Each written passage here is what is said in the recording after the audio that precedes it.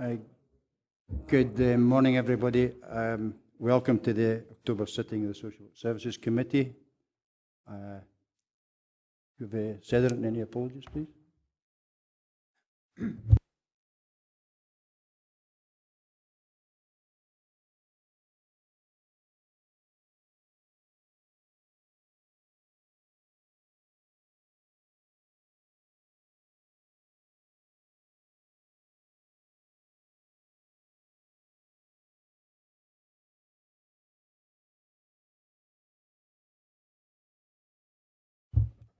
Thank you.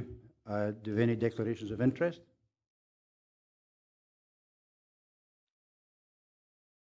None. Thank you. Move on to item 3, the minute of 30th of August meeting.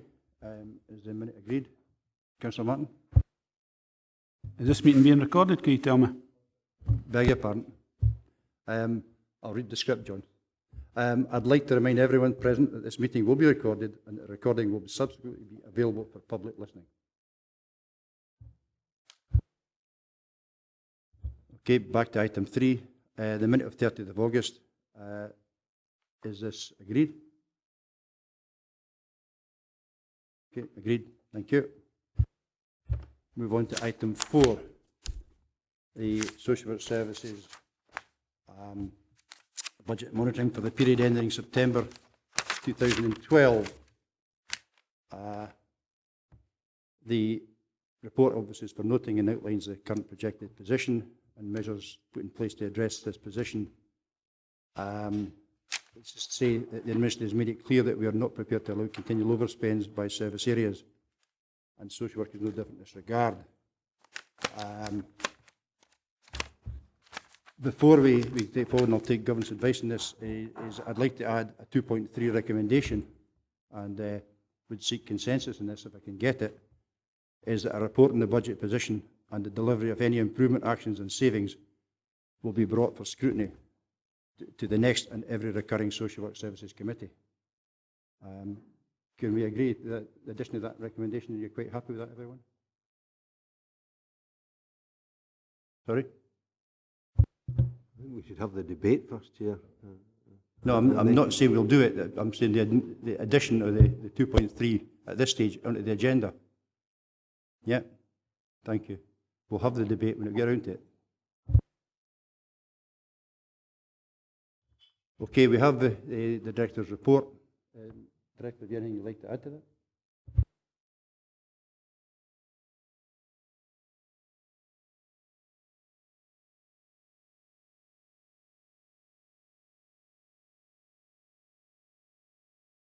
Okay, in that case, we'll move on to questions. Councillor Dick. Thanks, Chair. Just like to ask the Director if it can provide the committee with an assurance that the actions have been taken will deliver a recurring balanced outturn this year and beyond, and not adversely impact on vulnerable people. And the reason I ask that is because we did agree at Policy and Resources the additional 617,000, and given the terms of this report there, I think it's probably important that we have an assurance on that aspect.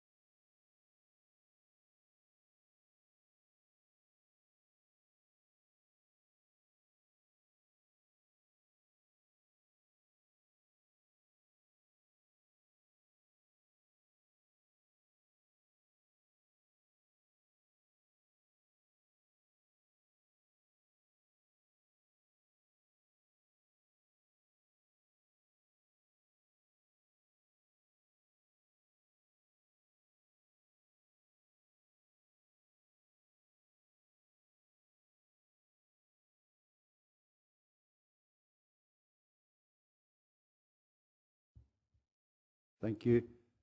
Councillor Maitland was next. Chairman, thank you.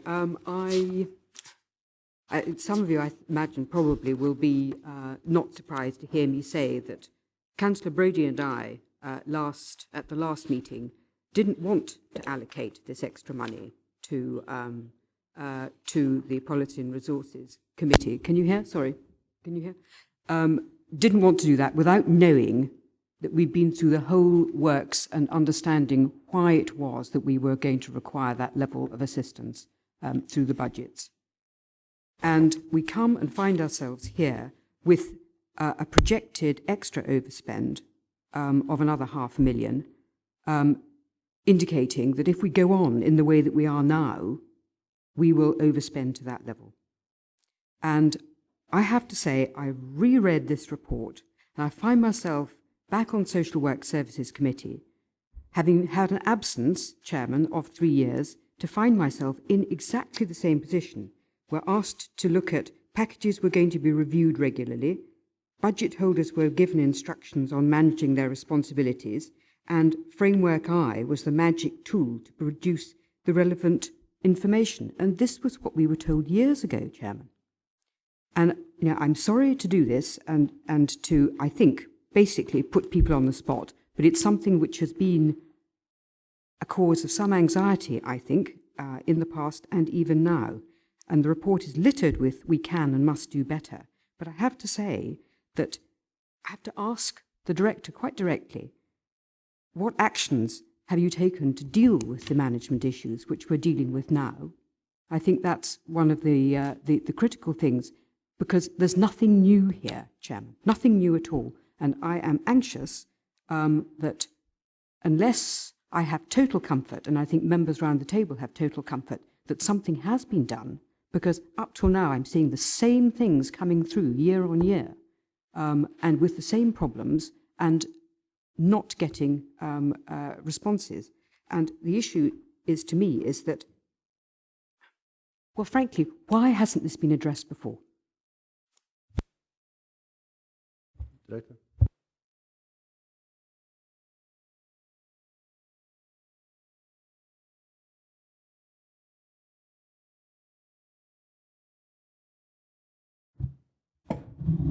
I don't know, is that better? Can people hear me? Sorry, my own microphone isn't working, so I do apologise.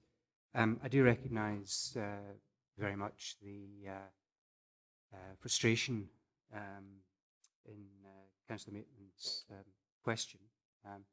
A number of the challenges that we are continuing to face as a service have not sprung up anew. They've been there for some time, and we have struggled to address those fully in the past. I might, though, just kind of, if I may, Chair, just go, do a very brief kind of review of the history on this. I don't believe that we have an unremitting problem. I think that these challenges have been under control in the past.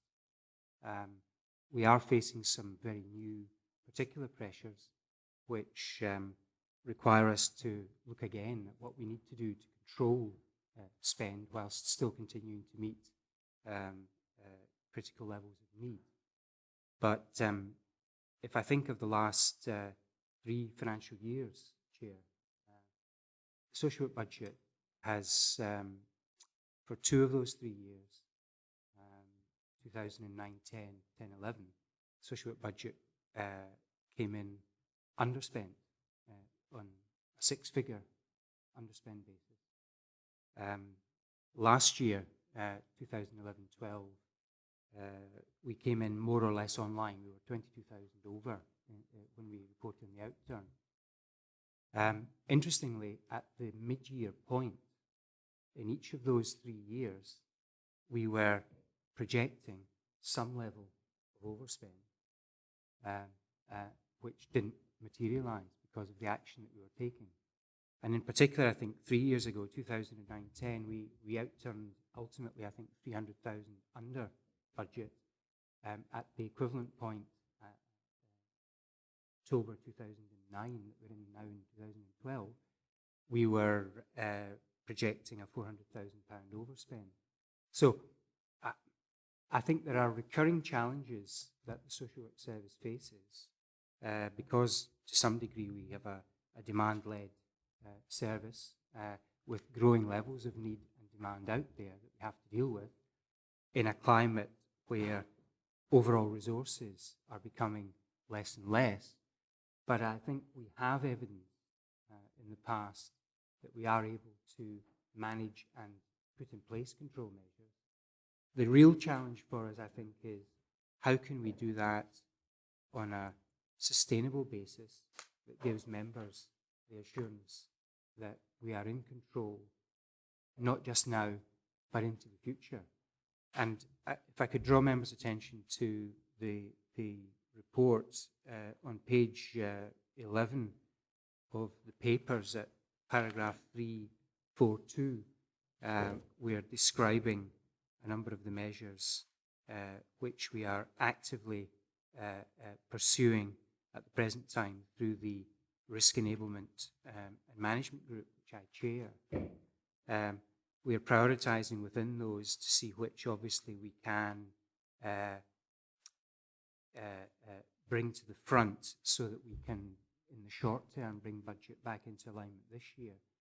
But the underlying theme of all of that activity is what can we do that is a sustainable set of measures to allow us to have confidence going forward into the future.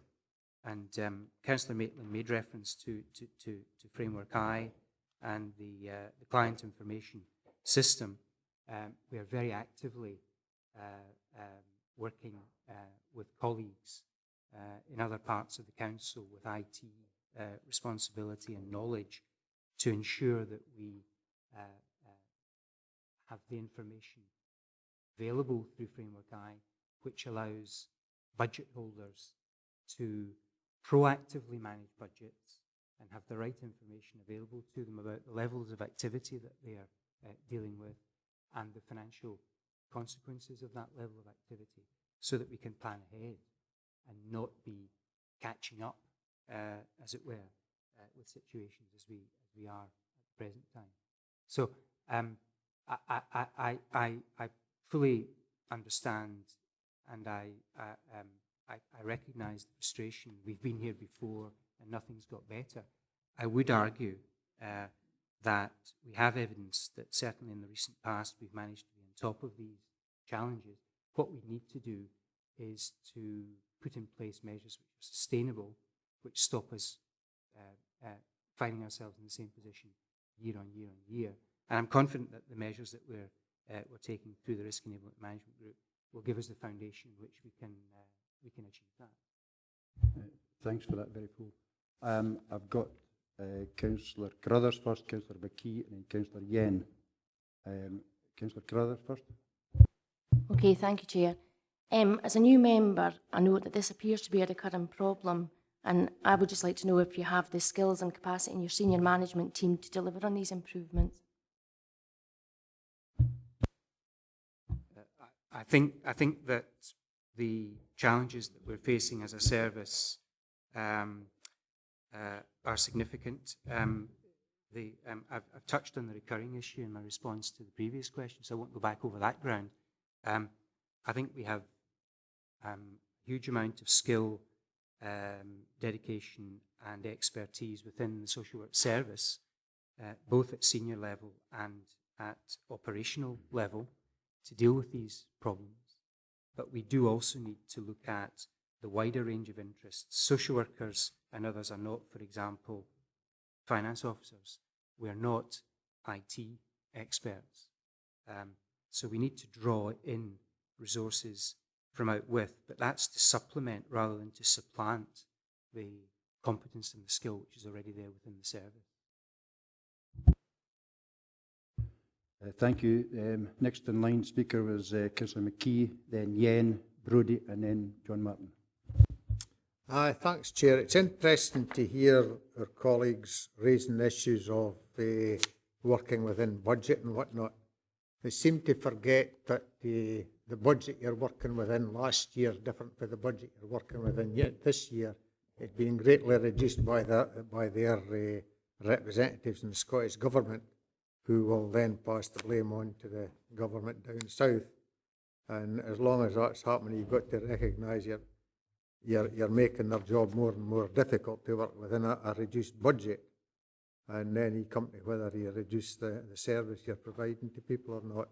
I was wanting to ask on personalisation, but maybe it'd be better leaving that to the next item, Chair.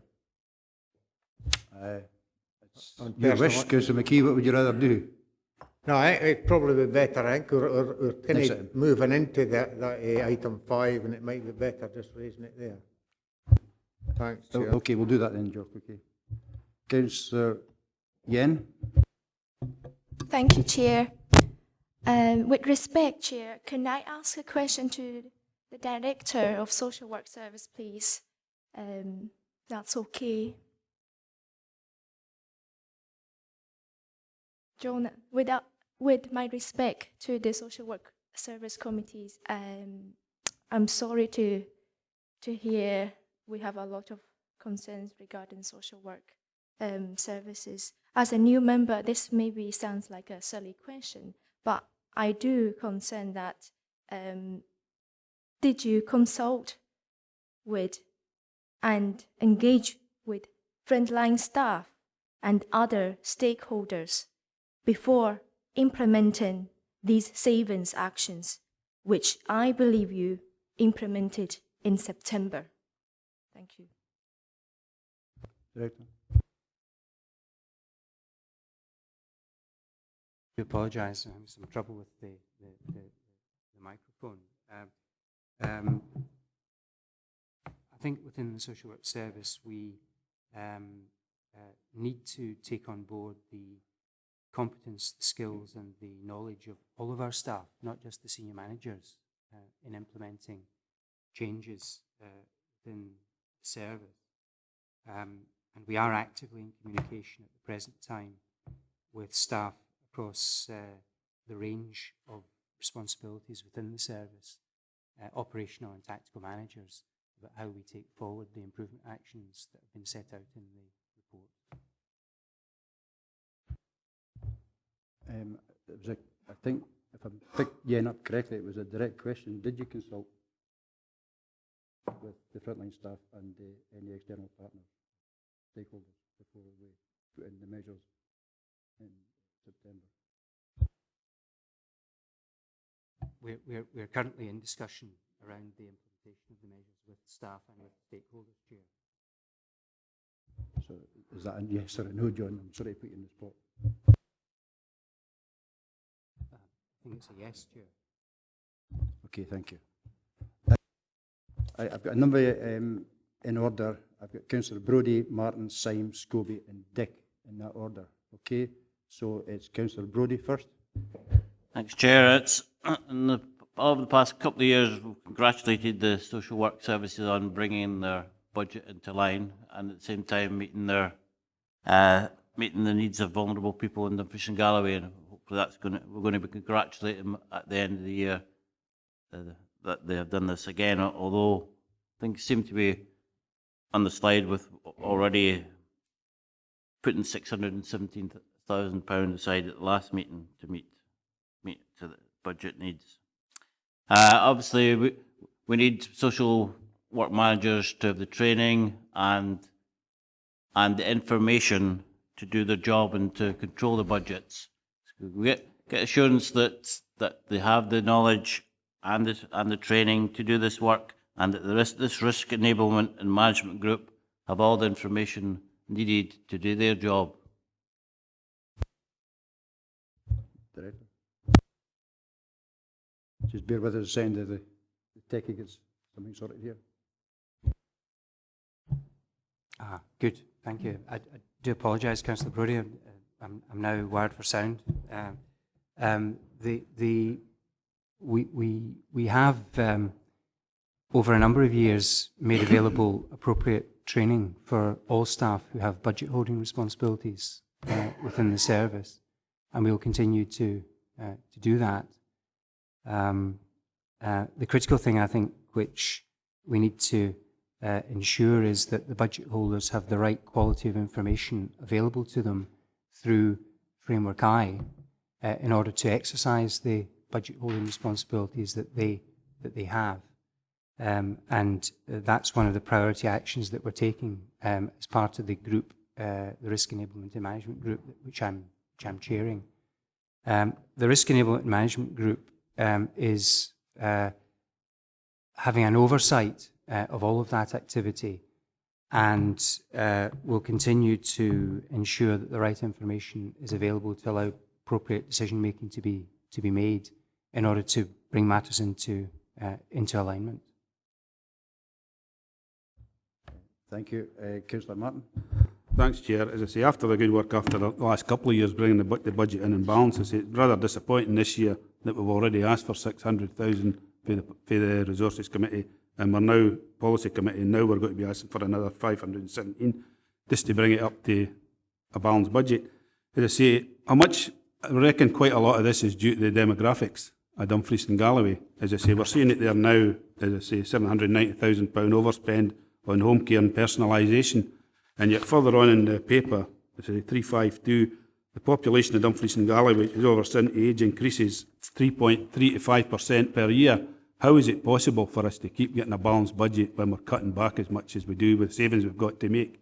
When it's got to, we know, we can see from here that the actual personalisation, home care, etc., is going to be going up in future years.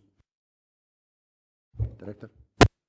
Well, I mean, I think Councillor Martin touches on the very significant challenge that's facing not just social work in Dumfries and Galloway, but social work across the country, arguably the public sector across the country. We anticipate that there will be growing levels of need for care and support with a resource base which is reducing in real terms over a long period of time. Now, that requires, I think, a significant effort to be made to think about how we might do things differently. Traditional ways of working will not deliver in that kind of scenario.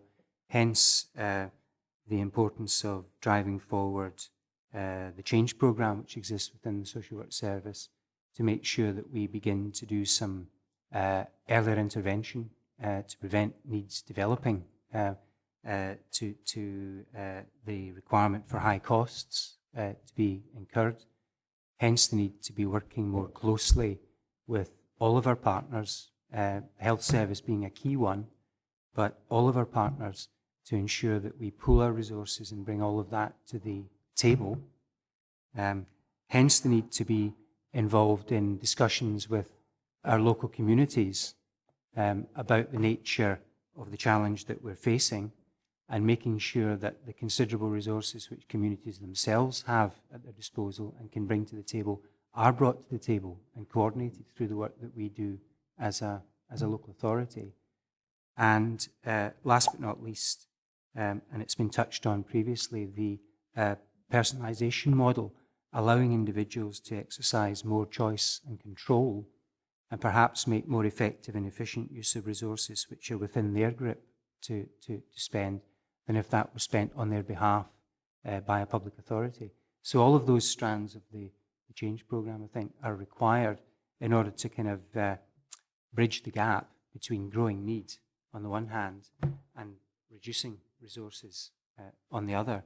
I think all of that is the challenge which faces not just this council, but every local authority in the country in the coming period. Thanks, Director. Just to remind members that Doug reacted to a phone call. I know it's Director Ross, make sure the mobile phones are switched off. The next in line was Councillor Syme, then Scobie, then Dick, and then I'll let Councillor Maitland come back in for a second round. Yep. Thanks, Chair. And second thoughts, I'm quite happy to bring my question up in item 5. Thank you very much. Councillor Scobie. Yeah, Chair, we've heard a lot of fine words today from the Director in terms of, delivering services on a demand-led budget, that we are facing new pressures and, against the current challenges. and to what Councillor Martin has referred to in 3.5.2, in the increase in how we square that circle in terms of the growing demand for services, and at the same time trying to reduce budgets. And then we've been referred to 3.4, and in 3.4.1, the fine words that I refer to, it says the SWSMT, Social Work Service Management Team, have taken further action alongside colleagues from finance to identify the cost pressures which impact on this area and take controlling measures to address these pressures. And again, under 3.4.2, we see now in the future and prioritising the resources required to make those controls effective. This is against the range of control measures. And then we've got the bullet points that the Director has referred us to. But how long has that, and you were asked about the competence of your team, and I wasn't quite sure if we got a yes or a no against that as to what social workers were and whether they could work budgets.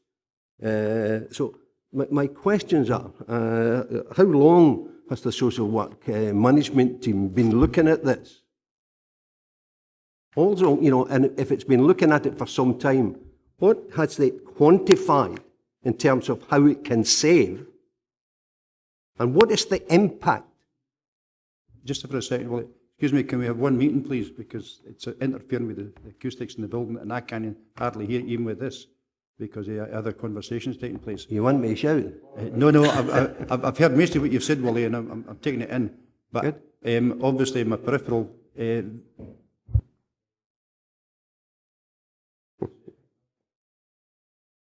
I'm sorry to cut you in midstream, but I just... Chair, I'm referring to the report and some of the questions that have been asked, and the Director attempted to answer them. So my question is, how long has the social work management team been looking at this?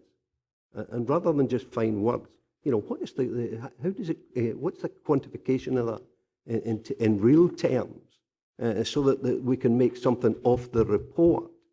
And what is the impact of those savings in quantitative terms if we are to deliver on to vulnerable people on a demand living budget, so that we can square 3.5.2 to 3.4? And that should be in the report rather than it being used as fine words. And I honestly believe, in terms of your further 2.3, rather than just seeing for the social works budget committee to be scrutinising, I think we've got to hone in and have a much closer look at the whole base budget and see how it is being spent and what the social work management team are doing to bring back that budget against the services that we've got to deliver. And not just here, all over Scotland. Of course we're facing this, but we may have to go back and say we need more rather than less. Thank you. Director, you got that, yeah. How long have managers been looking into these matters? These are matters which are constantly with us, and so these are matters which are under continuous scrutiny by managers within the service, and in discussion with our operational colleagues, trying to identify ways in which we can address these challenges. It's not a case of, at some point we'll stop scrutinising it and solve it. I think that these are problems that are recurring and will have to continue to be addressed by managers now and into the future. And I'm confident that my senior managers, with the additional support of other expertise from within the Council, particularly in relation to financial management and IT and information technology, will deliver the improvements that we need to deliver. What specific savings can we quantify? Well, we are looking at the present time, like every other service within the Council, at what contribution we can make to the budget development process for 2013-14 and beyond. Clearly, I think there's a recognition that the service is facing a number of budget pressures, many of which are rehearsed in the report that are before members. And we have to be clear that the contribution that we make to additional savings is not going to be done in a way which leaves our most vulnerable fellow citizens at unacceptable levels of risk. But we will be making proposals in accordance with all of the other council services in the next short period under the budget development timetable as to what savings we believe in social work that we can offer for members' determination and consideration. In terms of the impact of any actions that we're taking to bring expenditure back into line with budget, it will mean, I think, that we continue to operate within our existing eligibility and priority framework, that we apply those very rigorously and very tightly, but that we continue to ensure that no one is left at an unacceptable level of risk in the community, and that we will continue to meet those essential needs as and when they arise. The overall responsibility which we have is to the most vulnerable members of our community, and we'll continue to ensure that we do that. In terms of scrutinising the budget and where it's spent, we are going to come on and look later on today's agenda at the activity-based budget information, which provides a very detailed breakdown of how money is spent within social work, and that will give members an opportunity to engage on where the spend might be adjusted to allow either more efficient use of the money and continuing to spend it, or where there might be savings that could be identified. But that's maybe for more detailed discussion later in the agenda. Here. Yeah, I agree with that. First time speaker would be Councillor Wood, and then Councillor Dick, Councillor Maitland, and Councillor Scobie indicates he wants to come back in, unless, Willie, you're wanting to do something directly. If it's a direct question on that, then I'll let you come in now. Yeah, Chair, I don't think the second question was actually answered. I would have expected that it be constantly with the social work management team to try and bring budgets into line, as we are seeing from 3.2, where we see a difference in overspends and underspends, and that's about managing the budget. But, you know, it's for this committee to be confident that that's been done. We should be provided with the information within the report. And I do not see under 3.4, I see bullet points, but I don't see that being quantified in any way. And that is a weakness in the report, because the director went on to talk about next year's budget and setting it in line. This is this year's budget. This is the current pressure that we are facing, and we need to know and be confident that it's being done now. The real effect, or the further effect, is going to be felt on next year's budget when we start looking at, as is rightly being said, at the activity-based budget. But it's this year, and all I see is bullet points and nothing that's directing us to say this is how it's going to be done and what the impact on that service is. That's what should be in this report, because the question was not answered, and I would like it answered. I can't answer for the director, he can answer for himself, but sometimes we don't get the answers we want, Willie, but that's a different matter. Okay, Chair, Director. I take on board Councillor Scobie's comments. I think it was the use of the term savings, which I'd kind of picked up on as being about a reduction on the present base budget, which is where I was looking at next year's savings options. I think that what we're doing here is not effectively identifying savings, it's about bringing expenditure back into line with the existing budget without any reductions in the base budget.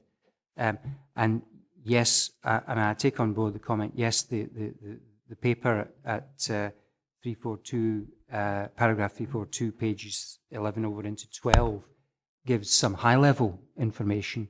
It doesn't go into any greater detail than that. I can say to members that the Risk Enablement Management Group, which I chair, has a much more detailed action plan which is, underpins these points.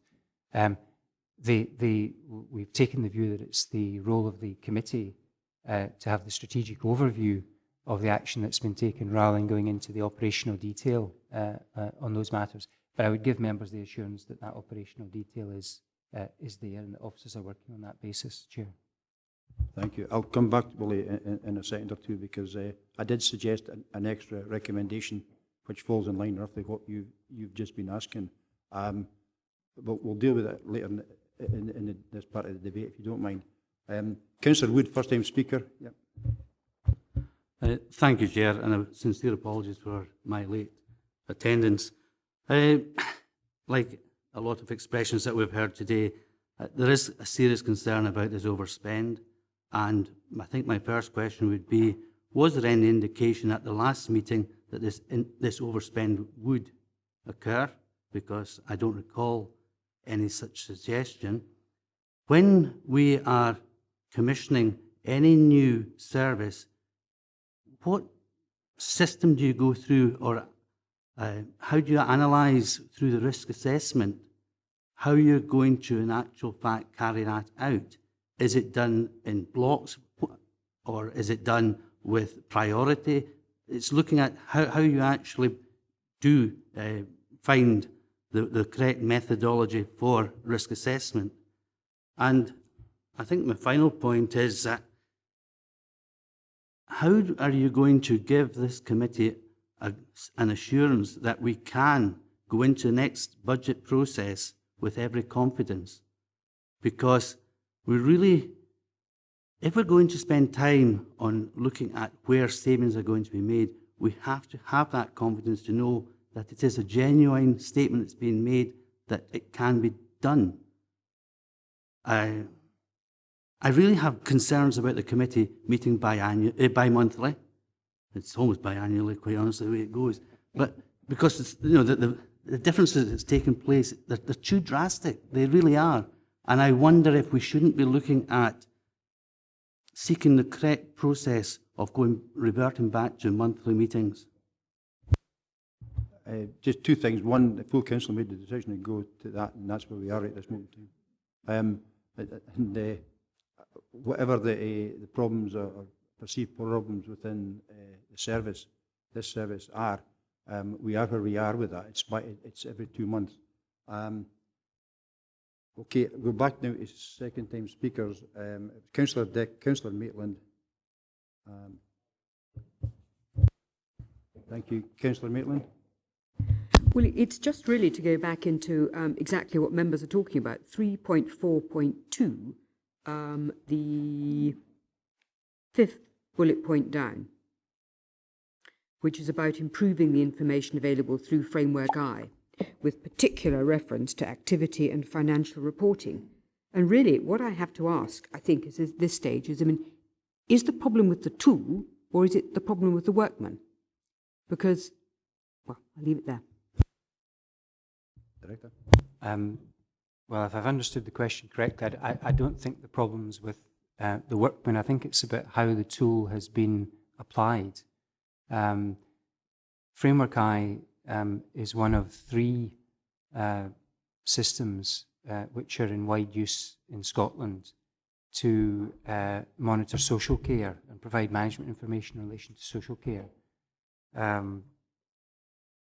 Every system, and Framework I is one of those 3, can be applied in a range of different ways. What we've, I think, concluded is that there are things that we can do within the functionality of Framework I to give us better information about the activity levels that we are experiencing and the financial commitments and the consequences of that financially than we have at the present time. And we are actively working on the basis of benchmarking with other councils which use this same IT system to see if we can learn from their experience about how that could be implemented in a way which gives us the right level of information. And we've made some good early progress on that with one of the other local authorities in Scotland, and we are taking steps to implement the lessons that we've learnt from that to improve it. So I don't under any sense want to blame the end user of the information system, the workman in your terms, Councillor Maitland. I think, though, that the tool is one which needs to be implemented in a way which provides the best return, and the functionality of these systems is such that it can be implemented in a variety of different ways. What we are working very hard to do is to make sure that we get the information from Framework I which we vitally need to enable us to build not just now and to manage the issues that we're dealing with in the short term this year, but also set in place the foundations for resolving and fixing that for the future. Thank you. Thank you. But this is not a new problem. This is the same problem that has been going on for years. Yeah, can you answer? Is that a comment or a question, Councillor? Okay. Right, I think I've got no more hands up. Councillor Scobie? Yeah, Chair, you did say you'll bring me back in. Grateful for that. I think you referred to in your last remarks after I had spoken, Chair, that I may not like the answer. Well, I'm not getting the answer to know whether I like it or not. And that's my point, you know, and I don't think, Chair, it was helpful you dismissing it on that basis, that we really need the answers for these. For the director to say that it's an operational, or inferring that it's an operational issue and shared with colleagues within the management team, I don't think either is acceptable, because we've got to know, and it's not a matter of us treading into operational issues in how it's delivered. We want to know the detail of what's being discussed with colleagues within social work, colleagues of the director within finance. We want to see it in the report. You know, whether it's operational detail or not, it's so that I feel confident, and I would hope other members of the Social Work Committee to feel confident that we can manage this, and we can manage it against what is contained in 3.5.2, with an ever-increasing number of population required of 70 years and over, 85, and so forth, needing with complex issues. And that's what we need to find. And to the question asked or referred to by Councillor Wood in terms of bi-monthly, notwithstanding that the Council did agree to the programme, then it's within the powers of this committee, surely, that we can come back and say to the Council, because it was not unanimous, the timescales and the setting of that programme, that we may require to meet monthly. So in that respect, you know, we can take it back. But, you know, I'm looking for the detail, whether it be operational or otherwise, of the measures in 3.4 as outlined here, so that I can feel confident that the department, we can deliver the services. Because the question was asked, did we, was it perceived or foreseen that there was going to be a further overspend when it was last reported? I didn't hear the answer to that. Again, a number of things. One, I didn't dismiss. What I said is sometimes we get answers that we're not happy with, we don't like. That doesn't make it say the answers are wrong. That's a different question altogether. I think we need to get advice on governance with regard to your question about the 2 monthly, and Councillor Wood's question about 2 monthly. Can you help us? Yeah. Chairman, the full council will be deciding its calendar for 2013 at the full council on November the 29th.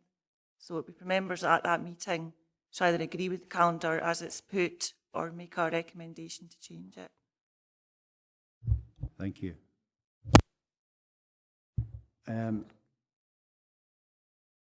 Councillor Dick. Could I just remind the members that when we took that decision, one of the reasons for it, and I think it was applicable to other committees, was the report writers weren't getting the opportunity to write reports on the actions which were demanded at a committee before the next committee occurred. We were in a ludicrous position that we had officers running around writing reports on things which they didn't have time to implement. That was my understanding as well, but we're not going to get into a debate here about whether we're going to do every month or every 2 months, Jock, is it? Is it something else? It's something else, aye. Okay. As far as we're concerned, what Councillor Scobie is correct. We need more information. We feel that we could support the director better if he was giving us more detail of what's in detailed in the 342. If you're coming out with more detail, we might be better able to support you in what you're trying to do. And as far as we're concerned, that we would like to see more meat on the bones, if you like it. And I assume that's where Councillor Scobie's coming from, and certainly support them in that respect.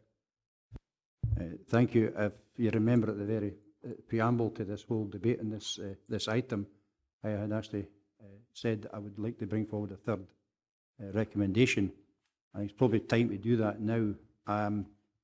And again, that recommendation that I was wanting to put forward was that the report on the budget position and the delivery of any improvement actions and savings is brought for scrutiny to the next and every recurring Social Work Services Committee. Now, I'm quite happy to amend that to a full position or a detailed position or whatever words, members. But I'd like consensus in this, because I think we need to be one voice, that we're all happy getting the papers that we need to make the decisions we need to make. Yeah. If this matter's that serious, I think the council at the meeting where it decided bi-monthly gave us the opportunity to put in place in the intervening month a seminar, a discussion on particular items that cause this committee concern. So there's an opportunity, if we have a serious, or we can have the opportunity of a serious debate on this matter by setting up a seminar, discussion, debate on a one-item agenda with the chief officers that are required to provide the information being available on that particular day. I think that was endorsed by the full council. Are you suggesting a dedicated session just to look at the budget pressures? Given that we spent an hour in this chair and members are not happy, I think it would be useful, aye. Yeah, we'll take that just now. Obviously, the governance issue and the advice we've got is that things are going to November and talking about the normal cycle, and we would need to seek clarification, I would think, outside, but I can't see anything wrong personally in doing what you're suggesting. One last thing, and then we'll move on a wee bit. Yeah, Chair, in response to Jimmy, what Jimmy's saying, you know, I asked the question and I got an answer that it's constantly with the social work management team. And I don't think that we would be doing justice merely in trying to do it in a seminar. I'm not saying that a seminar is perhaps not necessary, but I don't think we would be doing it justice if indeed we heard from the director that this is constantly with us. For us to address this, you know, and if there is something in standing orders or a decision of council that precludes us from meeting monthly up until the 29th when we meet again, then there is nothing, unless Claire can advise otherwise, that says we perhaps should look at a subcommittee, one that can take decisions and then refer back. So to give proper scrutiny to this, I believe that we should be looking down and honing in on us is constantly with the social work management team, that we should have a subcommittee formed from committee to meet on a more regular basis so that we can hone in monthly or even more frequently, whatever it requires. Because we're dealing with this year, not next year. To bring the budget into line on this year, still to know what the impact on the services is going to be, not to have a reduction in service. Okay, thanks. Claire. Chairman, there's a number of options. The subcommittee can be appointed by the Social Work Services, but by an ad hoc, not a standing sub. Only the full council can appoint a standing sub. If the diary permitted, the Director of Chief Executive Service can have additional meetings scheduled into the diary, but I don't know how the diary is looking at the moment to accommodate that. And thirdly, you could have a seminar, if you so wish, before the next Social Work Services meeting that's scheduled. Again, I'd emphasise the calendar is up for debate at the 29th of November, and it's for the Council to decide whether it wishes to schedule monthly or bi-monthly meetings. Chair, happy to move that we set a subcommittee as an ad hoc one on Excuse this me, one issue. With due respect, don't jump in, there's others in front of you, okay? First, and then you. Yeah, Councillor Scobie, yeah. Thank you, Chair. With respect, can we request the Social Work Director to directly answer Councillor Wood's question first, because I felt Councillor Wood asking the Director to give him the answer of how can you give us assurance to this committee with confidence for future. Thank you. Director. I think there are a number of points that Councillor Wood raised which I didn't have the opportunity to respond to at that point. I think the first question was the present position known about at the time that we decided to refer the matter to Policy and Resources Committee? The short answer to that is no. This information became available towards the end of September. That decision was taken at committee in August. The second point, and Councillor Wood will correct me if I'm wrong on this, but what process of risk assessment is followed when new developments and new service commissioning and new, what risk assessments are done? Well, clearly we have a process whereby we establish first of all the need for the new service, and that there would typically be a project group established that would come back and report back to the senior management team, making recommendations as to how that might be taken forward, and identifying as part and parcel of that advice what risks had been identified and how those were to be managed. And it would then be for the senior management team to determine how those matters were taken forward based on that advice. In terms of assurance, I mean, I think the assurance that I'd like to give to members, I think, is that not just the senior management team within the social work service, but all of the resources of the corporate council are very much focused on resolving these matters. These are not matters which are within the gift of the social work service by itself to resolve. They go to the heart of some of the big challenges that are facing the council now and into the future. And I think the assurance that I am able to give is that not just I as director and all the resources at my disposal within the service are available to deal with this challenge, but also those that are available to the corporate council and through the corporate management team as a whole. Thank you. I'm aware here that we've gone nearly an hour on this one issue, and I don't want to stifle debate unless it's something new or a comeback on something that's been said. Councillor Woods, and then we'll move on if there's no one else. With your indulgence, Chair, it's really is not just an assurance for the committee, but the public need to have this assurance as well. And I think this committee is duty-bound to reflect on the public opinion, and they would want to see a robust exchange taking place with the service so that we can make sure that we're on top and got a real handle of what is taking place within the finances of this department. Okay, I'll take views from members on the best way forward for this, because we've got a suggestion that we have a seminar or a meeting in between now and the next social work meeting to discuss fully the implications of the budget, this year's current budget. Are we all minded to agree to that?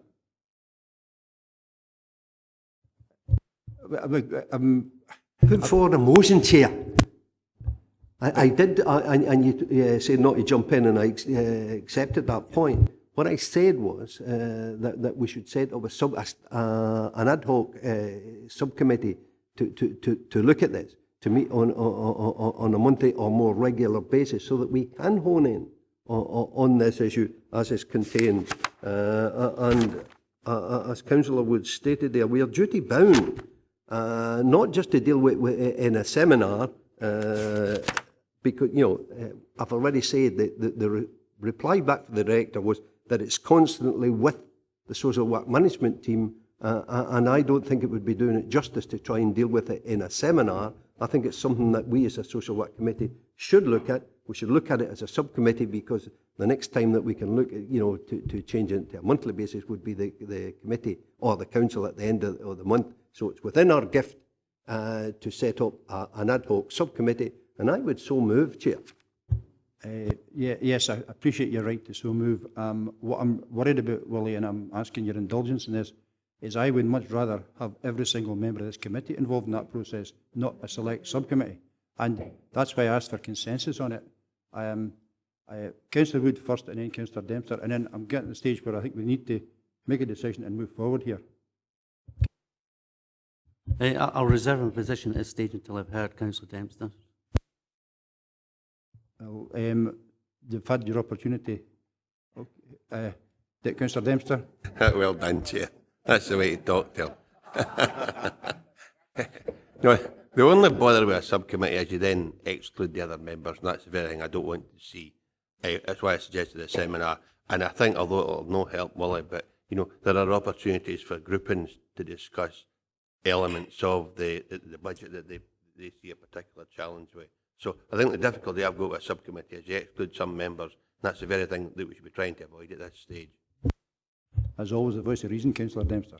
I think you're absolutely right, and the opportunities will arise within the non-aligned group, within all the groupings, to discuss these issues as we prepare our budget positions for financial years ahead. So I'm aware I've got a motion on the table. Is there a seconder for that motion? Chair, can I just clarify that I was not speaking against the what I said was, if it so be it, then the seminar, but also to include the setting up of a subcommittee so that we can hone in on this.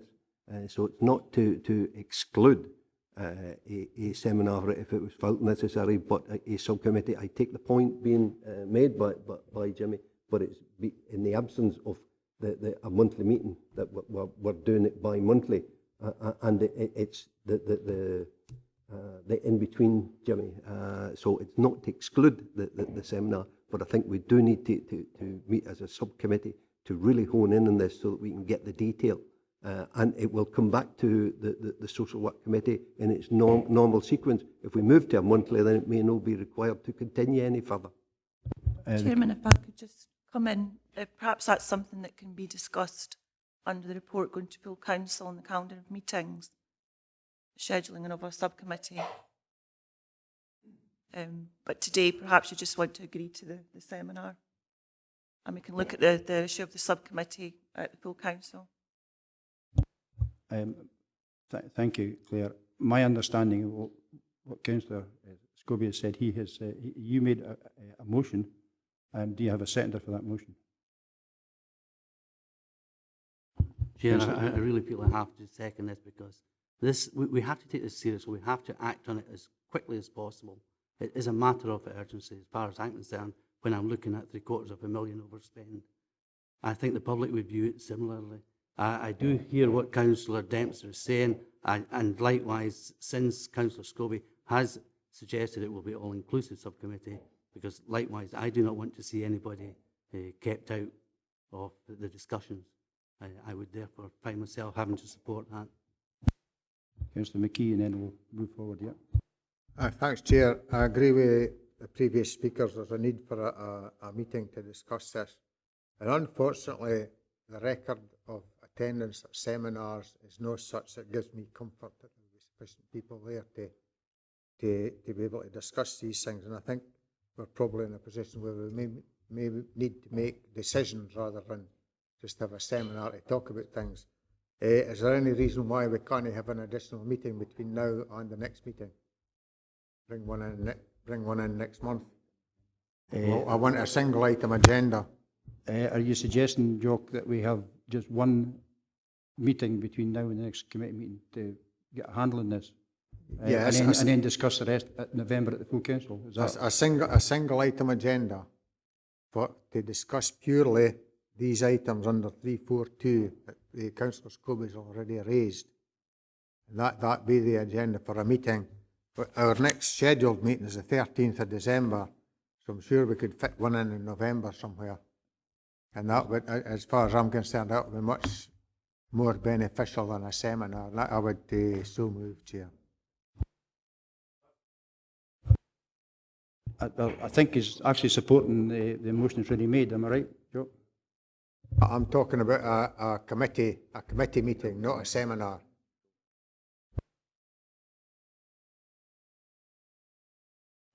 Chair, happy to go with that if, you know, the governance is not going to come back and say, no, you can't, because the council has already come to a decision and your programme of meetings are scheduled. The reason I'm saying subcommittee, it could be a subcommittee of all members. There's nothing stipulates it has to be X number. So if by dealing with this, we deal with it as a subcommittee, then I would hope that Councillor McKee will agree on a one item, and then we can deal with whether it requires us to continue to meet. Councillor, I'll seek governance advice here, but my understanding a subcommittee is something less than the full committee. If you invite every single member, in effect, you're calling it another meeting of this council, this committee, and I'll accede to the... Chairman, you'd have to have a subcommittee of 11 to include all the political groupings. Notwithstanding that there's a decision to have bi-monthly meetings, as I said previously, there is Director of Chief Executive Service can schedule in additional meetings into the calendar. So we'll look at that as soon as the meeting's over and be in touch with members if that is the wish of the committee. Because we will have to consider proportionality as well.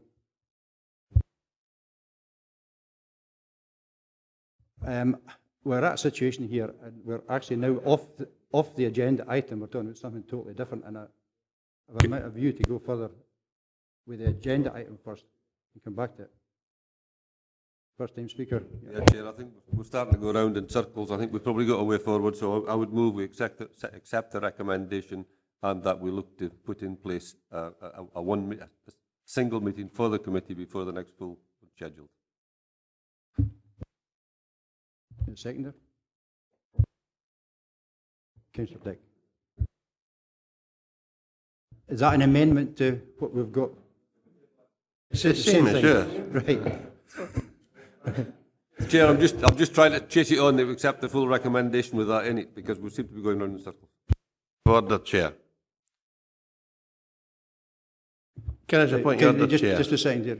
Willie, are you withdrawing your motion on the back of that? I thought I had withdrawn it on the back of what Jock moved, but you know, if you want to keep running in circles, so be it, Chair. Well, absolutely here. We're running in the circles, as you say, and we need to get a conclusion to this. So what we have, what's the situation now? Chairman, we've got a number of motions, amendments, counter amendments, etc. I think to sum it all up, I think the agreement of the committee is to have a single issue item scheduled in before the December meeting. Right, are we all agreed with that? Agreed. Thank you, we'll move on. No, we'll move on, Jane. I have to be completely clear about what is the agenda and information that we were receiving at that meeting, please. And also, I'm sorry, but nobody has actually read out to me clearly and so that I can be confident what the third item was on the recommendation. Sorry, yes.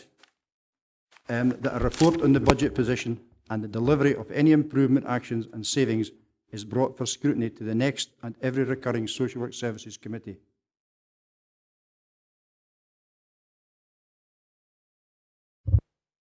I think I said for the single item committee to discuss the items as bullet points in 342. Obviously the councillor wasn't listening, which I didn't blame her, like, but that was stated at the time. It was to discuss these items that we felt hadn't got full information on them. Absolutely, and that's 2.4. Yeah, yeah. Further So clarification. just a second, yeah, that's over and above what I'm saying as well, Councillor McKee. Yeah, absolutely. Further clarification, Chair.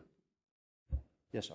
Can I just reaffirm or confirm what Claire was saying, that in November at the full council a debate will take place again on the frequency of meetings for service committees? Is that right, Claire? The report will make recommendations, Councillor Dempster, and it's for the council to either go with the recommendations or amend those. Thank you. So we will have the opportunity next month to persuade the council to make these committee meetings in the foreseeable future monthly, and that will resolve all the arguments we've been having about how we scrutinise and what we do. Absolutely. Okay, so I'm sure Councillor Wood will support that motion this time round. Okay, okay, right. So, okay, so that concludes item 4. Right, we'll move on now to item 5, which is the social services activity-based budget. We have the report in front of us. Director, have you anything extra you'd like to add? Chair, within the report, the recommendations indicate asking members to receive a presentation from me as director and the key issues contained within that document. With your agreement, I might just make a few remarks on that basis before the matter is opened up. Certainly, thank you. Thank you, Chair. I'll keep my remarks brief. The report for members provides them with details of the social work service activity-based budgeting information for 2012-13. The information provided for the following 2 years on page 20 of the committee papers, that is for 2013-14 and 2014-15, is on an indicative basis only. In terms of the document itself, it opens with a very brief introduction on page 19 of papers, advising of the department's gross expenditure budget of £103.44 million. Within that, staffing costs of £21.92 million represent around 21% of the gross budget, and home care costs of 17.18 million represent an equivalent amount. That 17.18 million relates to the extent of expenditure on home care provided by external providers. It doesn't include £6.7 million, which is also spent on in-house home care services delivered by DG First Care and Support Service. It's also made clear in the paper that the service also generates income through various sources, grants, fees and charges of some 28.29 million a year, which reduces gross expenditure to the net budget of 75.15 million. And on page 20 of the papers, the whole budget for the social work services is set out in one place. The bulk of the remainder of the document details each of the areas of functional responsibility within social work service, detailing what the service is about, the way it's delivered, and includes resourcing of those functional areas, the key outputs, and information concerning benchmarking. The budgets in each of these functional areas are also broken down into activities carried out within that function on more of a line-by-line basis. Each of the budgets associated with each of those functional areas is then detailed in terms of both expenditure and activity levels. Finally, there's an analysis on, starting on page 63 of the papers, ending I think on page 72, of payments to other bodies for 2012-2013, and thereafter Appendix 2 on pages 73 to 74 sets out the budget process and the timetable as agreed by full council on the 23rd of August 2012. The information before members presented today is for noting and is provided to enable members the fullest scrutiny of the social work services budget, to assist members and political groups in developing their budget proposals for 2013-14 and the following 2 years. Should members wish further information and detail, that can be handled through requests from political groups to myself as director in that regard. But I would be delighted to field any questions from members today, and would call on those of my colleagues who are present to assist as appropriate in that regard. Thank you, Chair. Thank you. Again, we'll go first-time speakers on each agenda item and go around the room. The first in, I think, was Mr. Syme, then Councillor Dick. Thanks, Chair.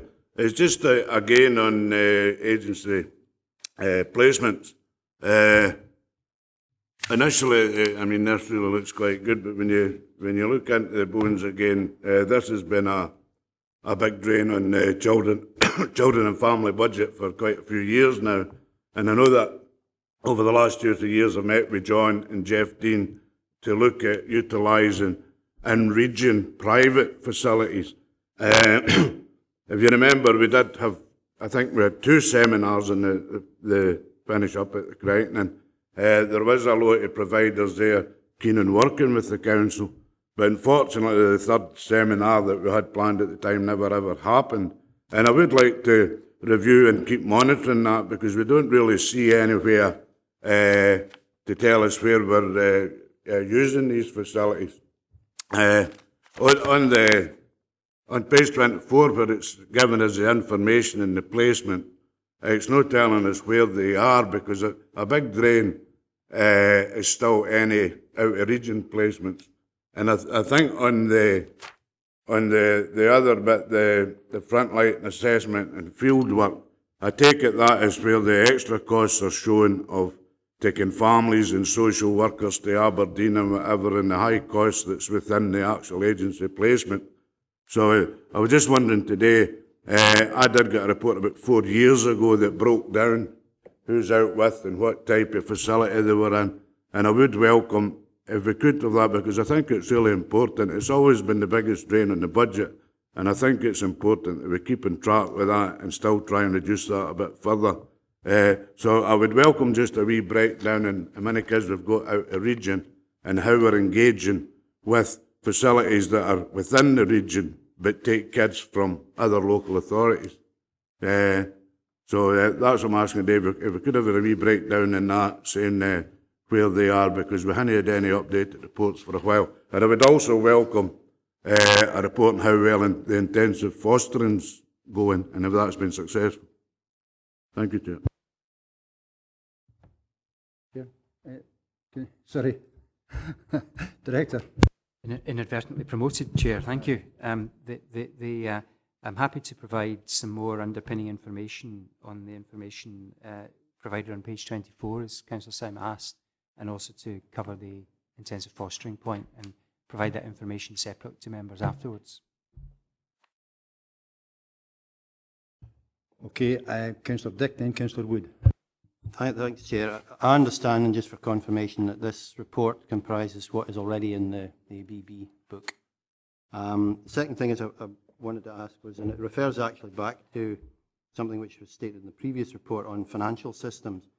Have we got the capacity to ensure that if there's a package, for example, that switches from one area to another, and personalisation being the obvious one, since it's an ongoing project, are we certain we've got the management system and the financial system capacity to ensure that if a package is going from one area that is reported in a budget, that it is definitely being knocked off the other ones, so we're not double accounting by accident? The short answer is yes. The functionality exists through the coding arrangements that are in place to make sure that the coding would be changed to reflect that change in service. Just to supplement on that before I let Councillor Wood in. So if there was a change, is there any fail-safe system put in place to make sure nothing's activated under an old system? I'm thinking of somebody moving or no longer having to pay, or someone having to pay a box being unticked, which then allows the formulation of invoices, for example. Obviously, provided that the information is input into the system, there's a safeguard against that. If information isn't input for one reason or another, there's always that risk. But the inputting would be the guarantee that that couldn't happen, Chair. Thank you for that clarification. Councillor Wood. Thank you once again, Chair. It's with regard to criminal justice, and maybe this is one for Alan to answer. And that is, I note that if we look on page 56, where we have the number of people on community payback order has increased significantly from 10, 11, 11, 12. And when I look also at our resources within staffing, it's the gross is 81. Is this going to be sufficient to maintain this upward trend that seems to be apparent within the papers? Alan, can you help us? Yeah?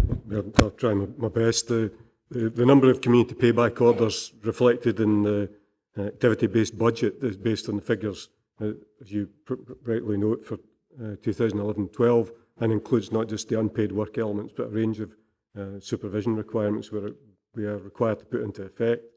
The way in which the grant is allocated to criminal justice social work is independent still from the council and is applied through the Community Justice Authority, and that reflects the outputs over the last 3 years through a formula base, and that's currently been reviewed by Scottish Government to ensure that the significant uplift that's occurred through the introduction of the new legislation early last year should be taken into account, and adjustments are made accordingly.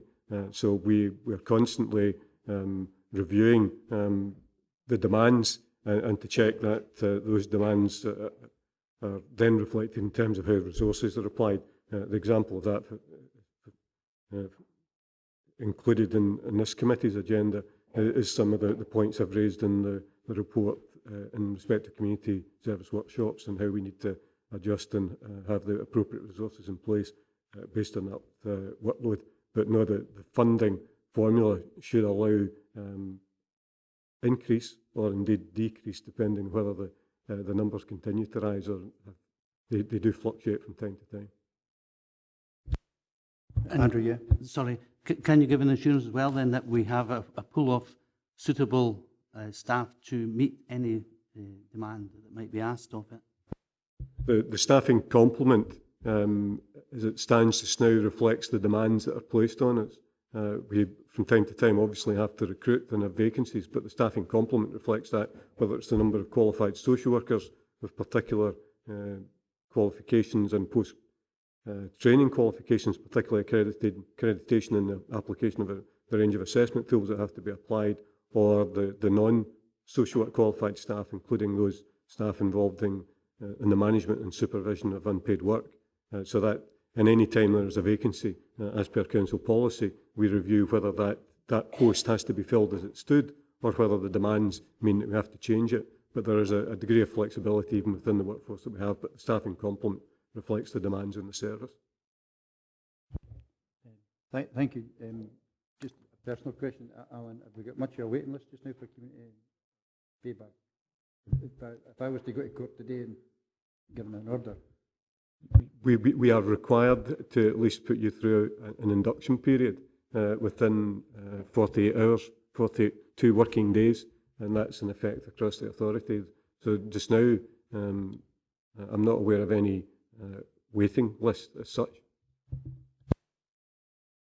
No, it was just a clarification for us. That's okay. Thank you. Anyone else? Thanks, Alan. Hi, Chair. I was on about personalisation before, and it seems to be quite a complex area. What control, if any, do we have over the amount that people spend on personalisation do they get a limited amount according to their need? And I would assume that that is assessed some way. And they have a liability to tax and national insurance and all that sort of thing as an employer. Is that done by us, or is there an outside body that assists with that sort of thing, or are they left to their own devices? Just more or less, how much control do we have over that? And is it an area, obviously they move from one service to another, and a colleague earlier on mentioned, how do you know that the money has been switched or has been stopped in one area to start in another, and that sort of thing? Or does the money follow them from the previous service, however it was, to go to personalisation? Maybe just pick up on those points in turn. The amount which is available in any given individual case is the result of a joint discussion involving someone from the council, one of my officers typically, and the individual and perhaps other members of that individual's family. And so there's an agreement as to the budget, as it were, that's available to meet the needs. And that's based on a jointly designed personal support plan. So, and the individual and the family have very much an input into that process. It's not something that's done to them by the professionals, if I could kind of crudely describe it in that way. It's something which is negotiated and agreed with them. So that becomes the pot of money that's available. The allocation process which flows from that is that there's a panel which meets to consider those personal support plans and to talk through the implications of them so that people fully understand how it will work before the money is signed off. So there's another control mechanism there in terms of the committed expenditure. And that process of discussion at the panel also allows decisions to be made about how will we do the practical management of the money. For some people, they're quite happy to take the money and take on board the administration that goes with it. For others, they're either not so able to do that or not so willing, or both, in which case other arrangements can be put in place whereby the council might manage that money for them, hold the budget on the person's behalf, but the money can't be spent other than on things that the person determines that it should be done. So there's an element of flexibility rather than complexity, I think, in personalisation. What we don't want to do is to drive people away from taking choice and control because they're worried about the administration that goes with it. That's one of the key improvements, I think, that personalisation brings with it over and above the old style direct payments where there was much less flexibility and individuals took that role on board. I don't know if that helps. That's very helpful. There's no way that a social worker can go to somebody and say, right, this person is no longer going to attend you, we'll get somebody else, and they're maybe left 2 or 3 days without that service for that time. It may be an hour in a day when whoever was doing it can't do it, but they've nobody to take their place. How do you address these issues? Because that person, obviously, if they need so many people every day at certain times, to break that cycle, if you like, could cause them a deal of distress. How would you overcome that sort of thing? Well, I think that's a broader question than just really in relation to personalisation. I mean, I think it's about any kind of relationship that we have providing care and support, and any change to a set of arrangements would need to be discussed, talked through, and the detail of how the change might be made would have to be agreed with that individual before any changes were made. And if there were going to be issues about the transition from one set of arrangements to the other, that would all need to be discussed up front and clear agreement reached with the individual about how those needs were going to be met in between times. But ideally, we'd want to make sure, obviously, that the transition was done in such a way that there was no gap in the essential support. And clearly that's the priority that we would have in all of those cases. That's helpful. I think the snag is the external providers. I don't know how much they're law unto themselves. If they decide, right, well, that person no attending night, so you're not getting that service.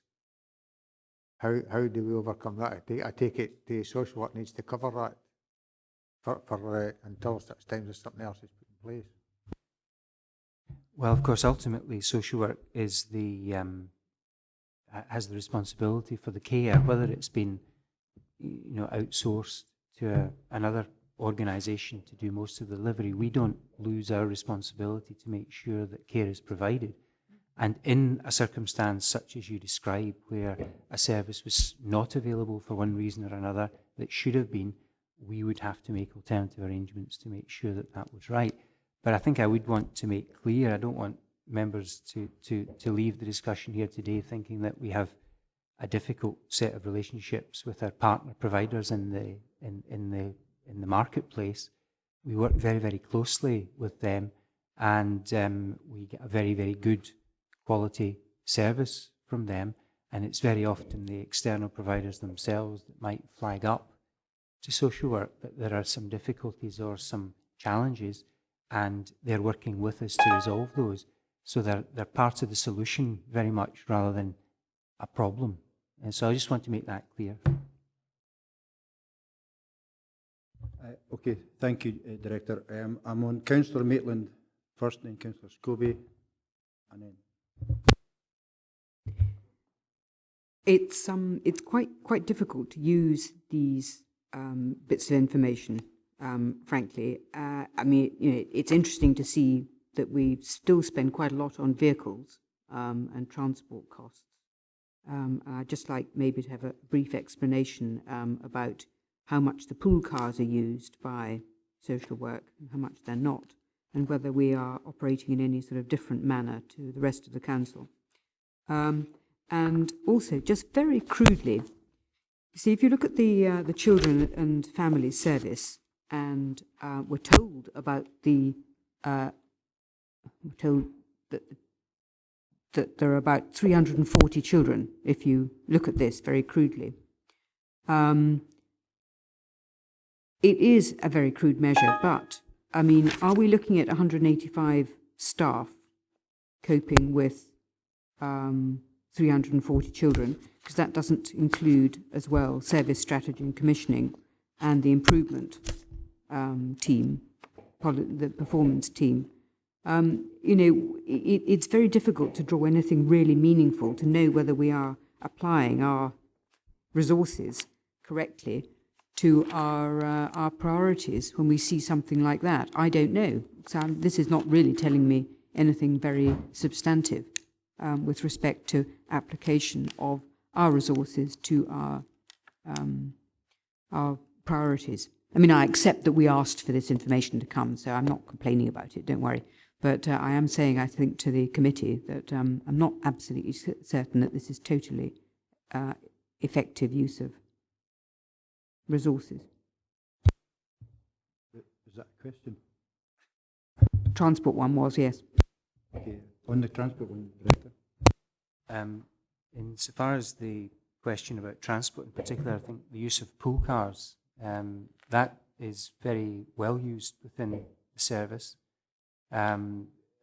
We have refined the way that the kind of practical arrangements for accessing pool cars works so that it's easier for social workers to get hold of them. They're kind of outposted to more locations within the council area so that staff having to pick cars up can do so more easily from their workplace. And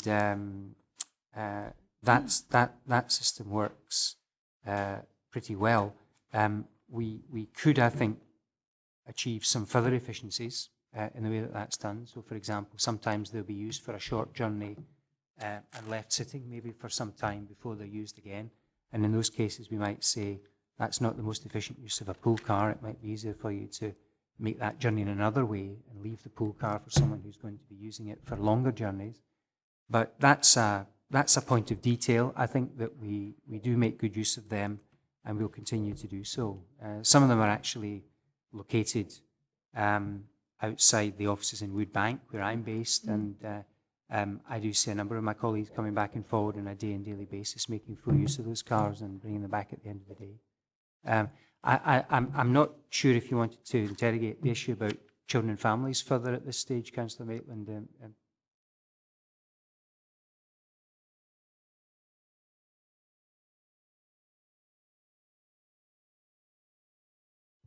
Okay, Councillor Scobie was next, and then Councillor McCutcheon.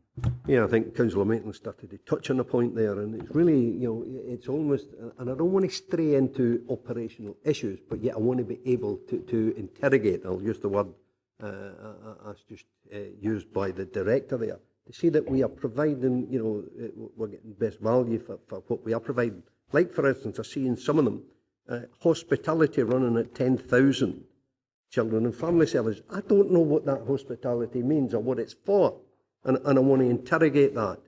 There's consultant fees, small bread in terms of the overall budget, but it's to hone down. So I'm looking for your guidance and assistance here, Chair, as to, you know, I think the information is helpful, but it's only helpful to a point for us to look at the activity-based budget, for us then to identify, is there any room, any scope for savings, and then to hone in. Because throughout this, and we heard from the director, and I thought the question was, you know, there's common thread running through some of these issues, and Councillor Maitland started to touch on transport cost, because this talks about vehicle allowance, vehicle hire, and vehicle fuel costs. It doesn't talk about pooled cars. There's three elements throughout this whole thing, and it's how this is operating within the department. Is there scope there? Are we utilising? Councillor Symes spoken about external residential care and so forth, and is there a need to bring more further home? And we start to see some of this in this budget, way of presenting the budget. Because, you know, I then look at membership and, memberships and subscriptions. What does that mean? There's a common thread running through it there. Going to thousands upon thousands of pounds. Membership and subscriptions of what? And why? So, you know, the activity-based budget must allow us, you know, in the presentation, and this is where I seek your assistance and guidance on this. It's what do we do with it, you know, so that we can scrutinise, interrogate the budget to see, is this spending necessary so that we can start to look at some of these issues? Because I'm not seeing what some of this spend is actually for. Reference memberships and subscriptions, and how much does that run to if you take the common thread throughout the whole, you know, and it is a professional way of maintaining contact and the benefits that may derive from that. I don't know. So for me to make anything of this, I think I'm saying this, that we need to start to actually finite, you know, and interrogate some of these figures. And it's a pretty hefty document to do that within committee structure. Chair, I seek your guidance on that one. Before I let the director come in, I'm assuming you got a copy of the activity-based budget, the big tome. Yeah. Well, absolutely. Because my understanding, and certainly within the different political groupings, is that they have the ability to then go and ask very direct questions about very direct items. And I would say that's not, in the committee here just now, that's not scrutiny, that's asking the questions. There's a subtle difference.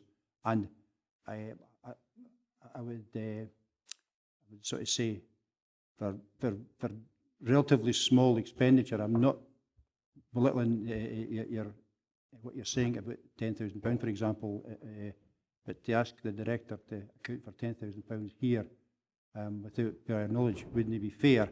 But it'd be a perfectly reasonable question for you as a member to actually raise with him outside this committee meeting, and it'd be perfectly reasonable for you to get a detailed answer exactly what that 10 grand was used for. So I think we need a wee bit of a bit of come and go and maybe preparation, not only on officers' part but also on members' part. If that's a specific problem, I would suggest that you actually take up with the director outside the meeting. You say, yeah, there's others to come in first. Councillor McCutcheon. Thank you, Chair. I know that the private sector does a lot of the caring now. I was just wondering maybe if there was a savings to be had to bring it back to in-house. I'm not sure. I do know that the council carers do a lot of the outside area rather than the town, which seems to be where the problem seems to be lying. But I was wondering if there's anywhere we can maybe adjust on that. Director. Well, I think Councillor McCutcheon's right to kind of point to the balance that exists at the present time between external provision and in-house provision. The home care review, which was agreed by the council, I think it was in 2008, was essentially trying to ensure that we got best value, particularly given downward pressure on budgets and the rising cost, particularly the rising cost of the in-house service as a consequence of the single status settlement. We have a continuing home care review group which monitors how the delivery of the home care review is operating across the authority. And we do have the capacity through that group to adjust how work is allocated based on the analysis of what need is being thrown up and the capacity of the marketplace to deal with that. But the care at home service continues to offer a very valuable service, particularly I think in those areas where it is difficult for one reason or another to generate interest from the free market, but also in terms of the specialist training that they have for particular types of complex need. So the two areas are both geographical and complex need. We keep that under review as part of the home care review group, and we can make adjustments to make sure that we are responding as well as we should be to changing patterns of need. Thank you. Okay. Councillor Dick. No, just to say that I did bring up a number of questions through the activity-based budget book, and grateful to the director staff for the detailed responses we got. It's certainly been useful. Thank you. Councillor Scobie.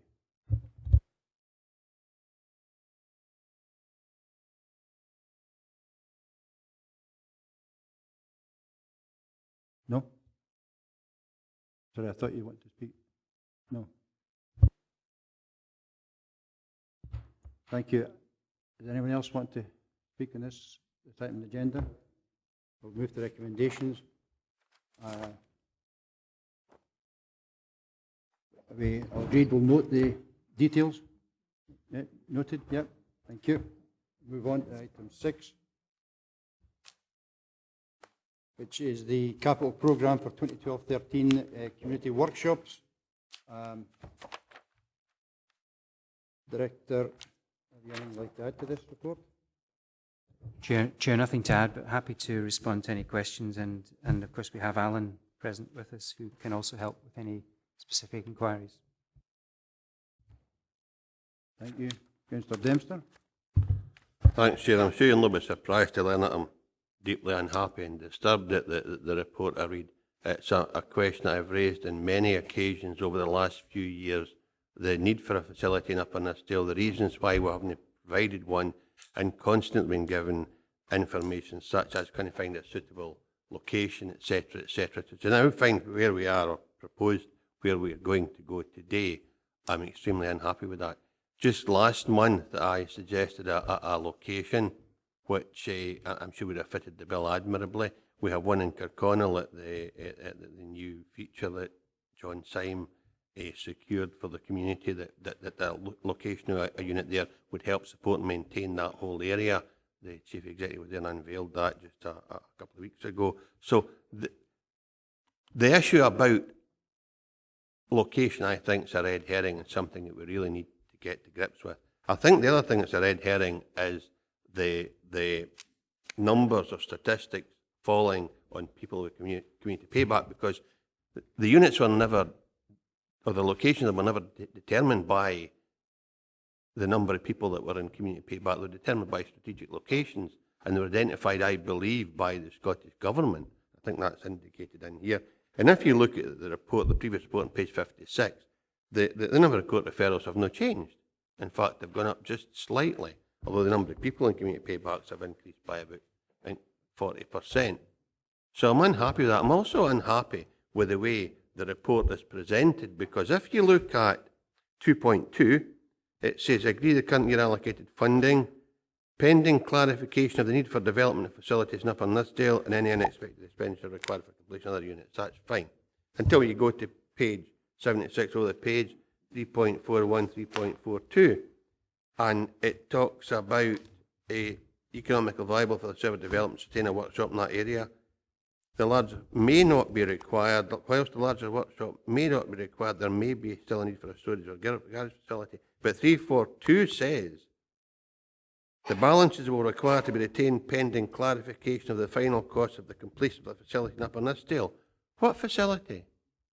It doesn't say whether it's the large facility, a garage, or a workshop.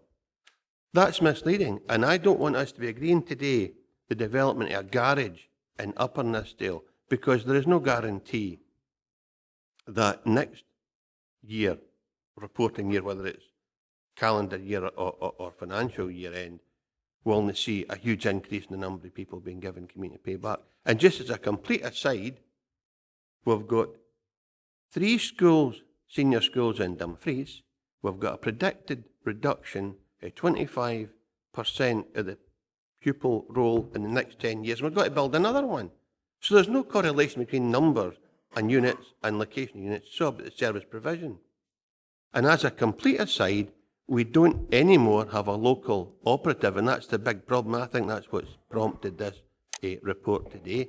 We used to have a supervisor based in Upper Nithsdale that worked with Upper Nithsdale staff. We now have either no supervisor at all because of the value judgment made by senior staff, or that post has been given to someone in Dumfries, and we're now shipping people to Dumfries, or we're having members of staff having to drive 30 miles to pick up people to carry out community service and then take them back again. I don't want us to agree today to anything until we get a further report on the statistics that will support this argument, because it's only a throwaway line in a report. The factual situation about where the money was identified for in the first instance, because it talks about £2 million here, and it was quite clear that there were facilities located in a number of areas in the region, and I don't want this being a victim of an overspend elsewhere and a reduction in services as a consequence of that. That was never how it was intended in the first place, and it's not how it should finish up now. So I'll wait and see what other members have to say, but I don't want to see this agreed today until we have further information that absolutely lays out where we are and what the options are for us. That's a fair comment. Okay, Director. Thank you, Chair. I maybe just make a couple of comments in a kind of high-level way, and maybe Alan might want to comment in more detail about the specifics about Upper Nithsdale. I mean, I think that I think the report. I understand the way that you've interpreted or you've read the report, Councillor Dempster. I think it wasn't written for that interpretation. It was written, I think, to say that whilst at the present time we don't think that there's a business case based on the statistics and the numbers for a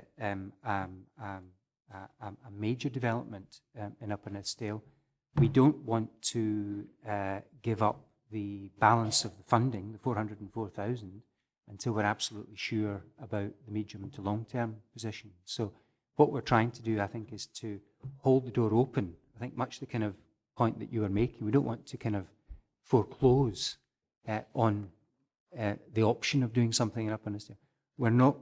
We're specifically saying we don't want to foreclose on that. We want to hold on to the 404K, which is not committed at the present time, in order to be able to come back with a fuller set of information about what we want to do or not do. So, you know, the very point that you make, we are trying to address, but we don't believe that we have the business case at the moment to ask to commit additional resource at the moment.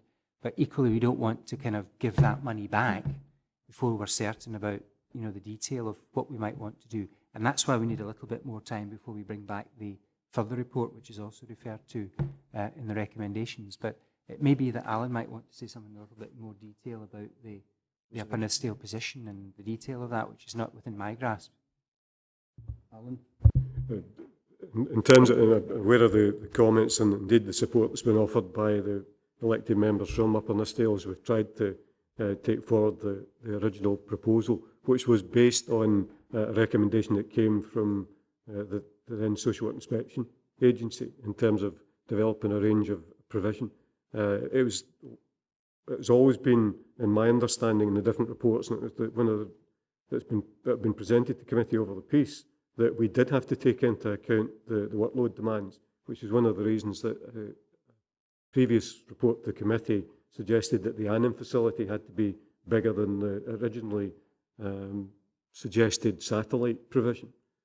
We are concerned about the drop in the number of orders that are coming from Upper Nithsdale. It's not only within this year, as the number of orders have increased across the piece, and I'd be happy to provide the detailed information to members if they so wish, but there has been whilst overall the number of orders have increased, particularly the introduction of community payback orders I alluded to earlier, they have actually continued to decrease and sustained a very low level in Upper Nithsdale. We are keen, though, to ensure that we overcome some of the issues you've alluded to in terms of the member of staff that's based up there in particular circumstances that it wouldn't be appropriate to go into within committee surrounding that. But we are keen to ensure that we have some form of facility that meets the requirements and continues to have a presence up there. But we want to make sure that we've taken fully into account the workload over a period and also the demands that are coming to ensure that we can sustain our commitment to that. Thanks, Alan. So I think what you're saying is that if any of the members want to contact you directly about their individual area, you can give them some breakdown in what's happening. Yeah? We are already due to be able to go to the next round of area committees to provide information about particular areas, but that would be simply the 4 localities. What I'm suggesting is if there's, in particular, the elected members from Upper Nithsdale area are seeking additional information about the trend, I'd be happy to provide that separately. Thank you, Alan. Thanks, Chair. I'd be happy to take it up. And I do meet with Alan periodically, and it's no a personal attack on Alan, and I hope you appreciate that.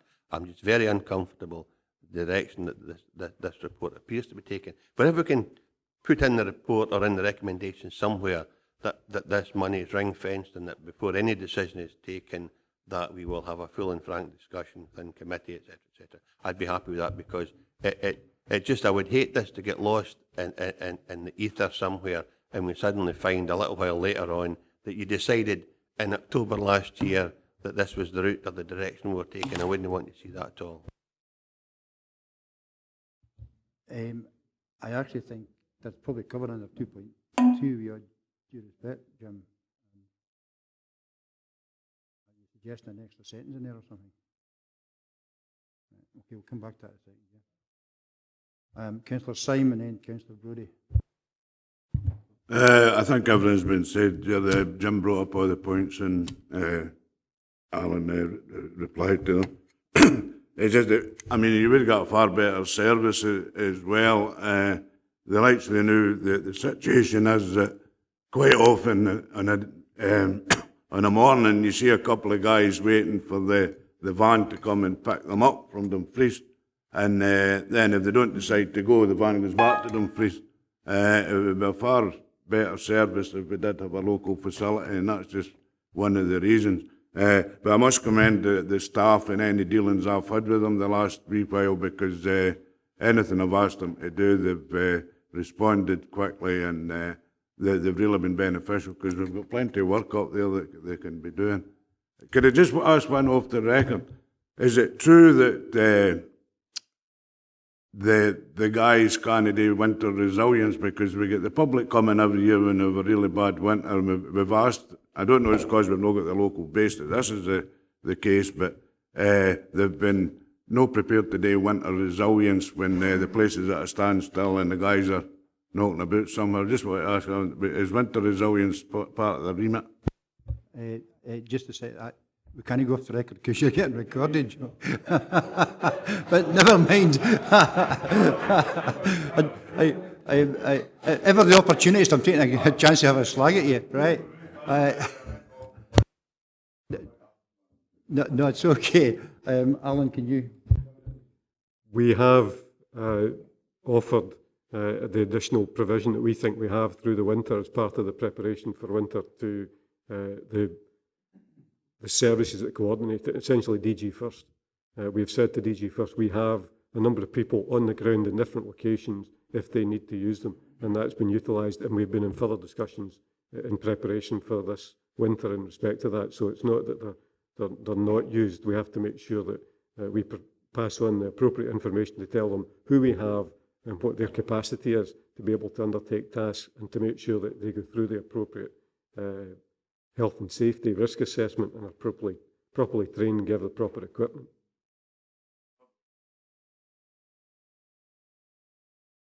We've actually, sorry, if I could simply say that what we've done is to ensure that we've got links with people where they live rather than dragging people from Upper Nithsdale to clean the snow, or indeed people from Wigtonshire across here, that we actually use them in the localities where they live, and that includes the villages, so we've got good information on that.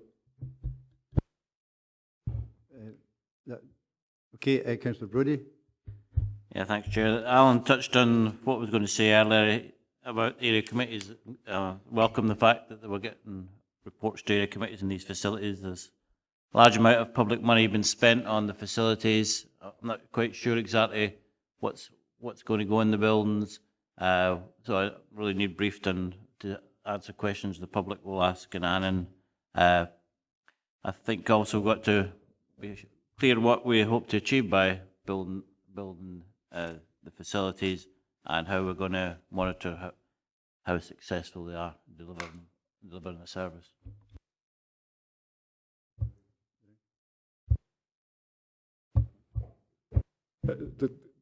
Perhaps because I'm so steeped in the history of it, the original reports laid out what we hope to achieve, and the expectation we actually continue to take the benefit of.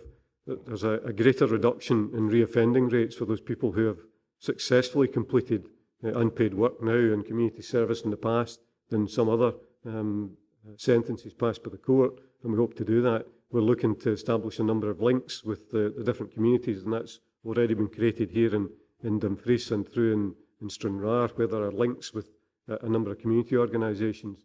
And certainly if those elected members who are interested, the facilities we already have in existence here in Dumfries and through in Stranraer, if people wish to visit, we can arrange that quite easily so that we get a sense of what is available and how it's used. Thanks, Alan. I'm getting ready to move to the recommendations. I'm just aware here that you wanted. Would you be happy if we had a commitment from the service lead, or the lead in criminal justice and the director, that they would exhaust and work with you two up in Upper Nithsdale, or in fact, the 4 members of that ward, to ensure that they exhaust all avenues? As long as they don't exhaust all avenues of how not to do it, Chair. But aye, given that we're being recorded here, and given that Alan already given an assurance that the primary aim isn't to find a way not to provide a facility, I'm happy to work with Alan, and I'm sure a report in any case will have to come to a future committee. So I'm quite comfortable with that. Yeah, I'm just aware again, historically there used to be a presence in Mid and Upper Nithsdale, but in the current climate that's probably not practical. If I could, Chair, the recommendation at 2.2 is based on the assumption that the original recommendation that was endorsed by committee was that there be facilities in all areas, and then I cannot, it's without my span of control to change that without bringing it back to committee. So because 2.2 doesn't spell it out, I'm working on the original agreement by committee that there'll be facilities in each of those areas. Thanks, John. John and I are happy with that, because there is still, for want of a better word, a storage facility in Upper Nithsdale if staff want to take advantage of it. The problem is that there's been a subtle shift with not only management but personnel away from Upper Nithsdale, and that's no something we'd want to see in the long term. But we'll discuss it with Alan, and I'm sure we'll get more detailed information, have a healthier discussion when we're not being recorded. Okay, in that case, thanks very much, Jim. I'll move the 2.1 recommendations. Are we noting the projected? Noted. 2.2, are we agreeing? Yep. And 2.3, we're agreeing to receive a further report at the conclusion of the work programme when it's all done. Yep. Okay, thank you very much.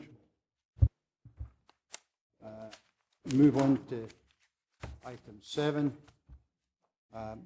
which is the ASDW conference, which was at Crieff this year. Director? Chair, this is a noting report which is providing feedback for members in March.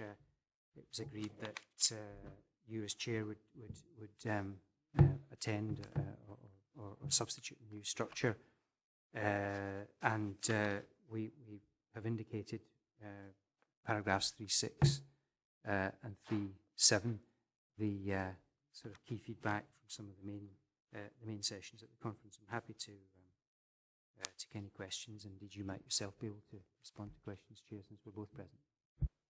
Okay, I'm also available for interrogation if you want. Any questions? Councillor Maitland? I'm interested in the public health methodology issue. I think it's an observation actually at this stage, but I think as we move through the integration agenda, we should be using what was learnt there with respect to our own situation with area-based community planning. That's what I would anticipate coming through. So I hope very much that what was learnt there will feed through into that model, which I see coming forward. And it's a very shugly peg, but can you tell me when the next Community Health and Social Care Partnership Board is going to be? There are two things. Well, yeah, it's already in place. The first question, it's starting to be using some of the knowledge that was gleaned that day, added to the other knowledge, obviously. And second one, in regard to the partnership, the very near future. Watch this space, Jane, as they say. The projected date is 27th of November.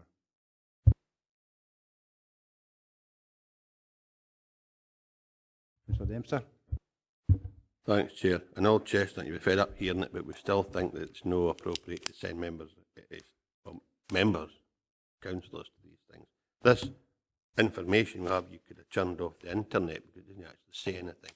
It doesn't even say, and I'm not suggesting for a minute you didn't. It doesn't even say whether you even attended the sessions or no. They're just simply there for members or delegates to attend.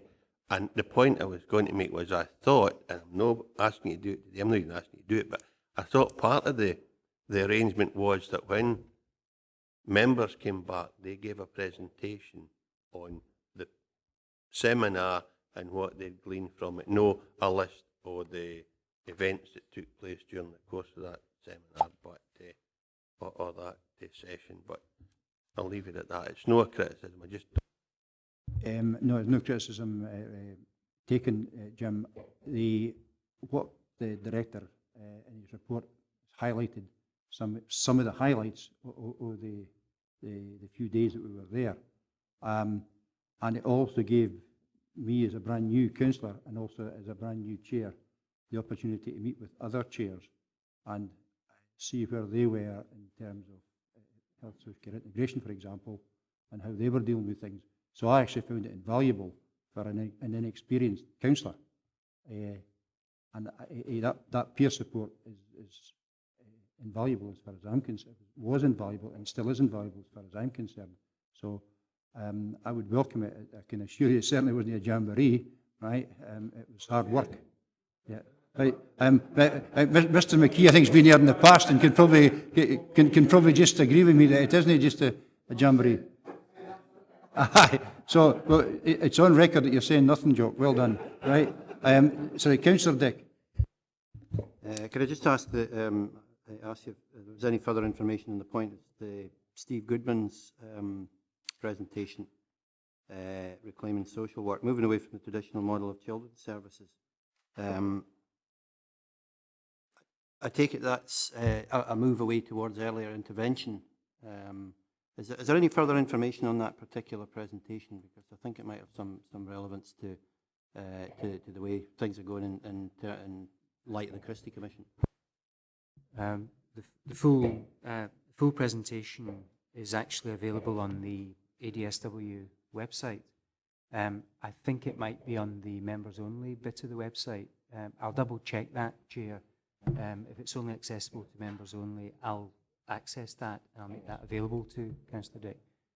I think it was partly about moving towards earlier intervention, but it also, I think, related to the presentation above it from Professor Monroe, which was talking much more about valuing the professional expertise of staff rather than focusing on procedural and administrative models of care, seeing staff as the solution rather than as the problem, if you like, is the kind of underlying message. But I can access that and provide the full transcript for Councillor Dick. Thank you. Any others? No. Okay. Can we note? Agreed. Yep. Move on to item 8. I'm just going to put these up to the floor and ask for any nominations. We have 2 appointments outside bodies. If we don't fill them today, my suggestion would be we'll remit them back to full council and seek other membership there. The first one, Director, you want to take this forward, or you want me to have it? Right. Okay. We require 1 member to the Older People's Consultative Group. Will we get any nominations from the floor? Okay, we'll remit that back to the full council. Just one governance question.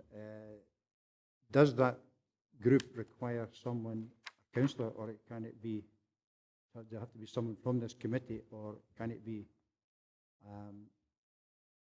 a third person who has an interest or until quite recently had been involved in the process? Yeah. I'm not aware of the background to this one, Chairman. I'd have to find out and come back. Well, okay. Thanks, Claire, because given we've got time before council in May. John, you get some information, yeah? The first one says in 412, second bullet point, the Social Work Service Committee of Dumfries and Galloway shall be invited to nominate an elected member.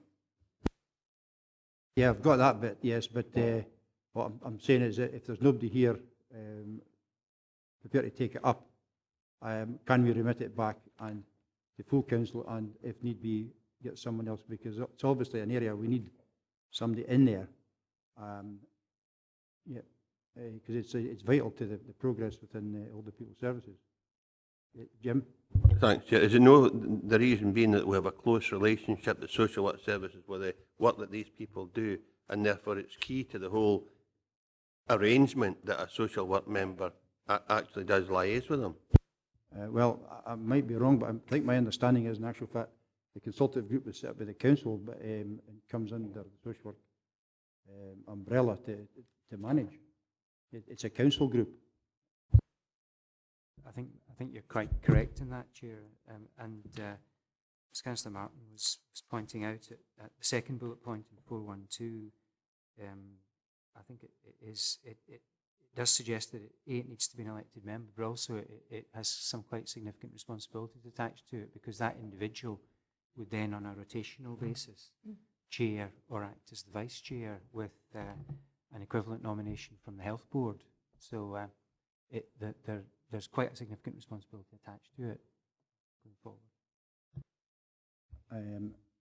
Okay, if that was the case, if we're happy to get some governance advice externally about which way we go with this.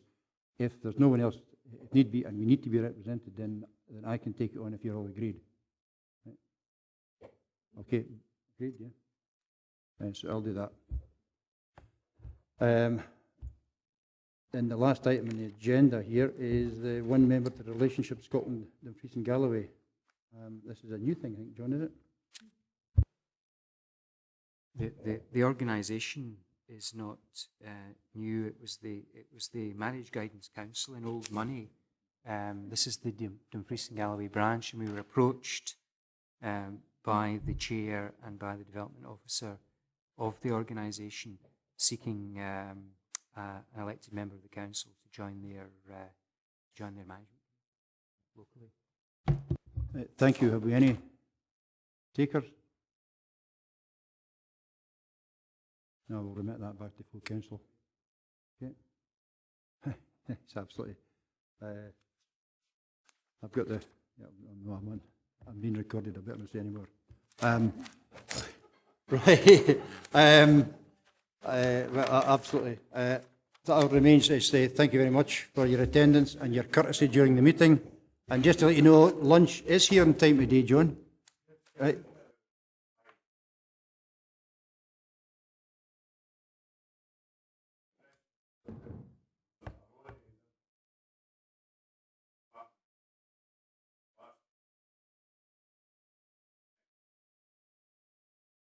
Yeah.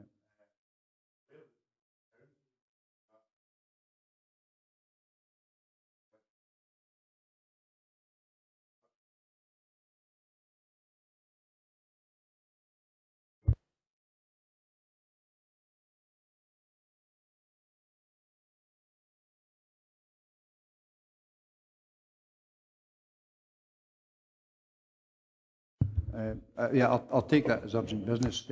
That's fine. John, can you respond to that in any way? Can you help?